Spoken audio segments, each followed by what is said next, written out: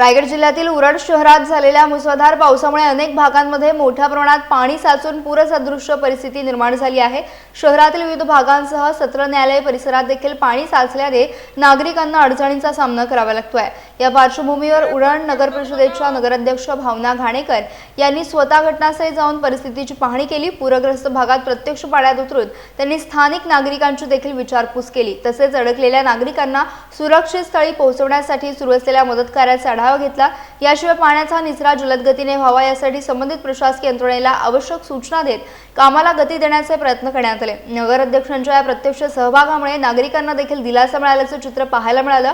यावेळी नागरिकांनी घाबरून न जाता प्रशासनाला सहकार्य करावे आणि आवश्यक असल्यास अधिकृत सूचनांचे पालन करावे असे आवाहन देखील करण्यात आले।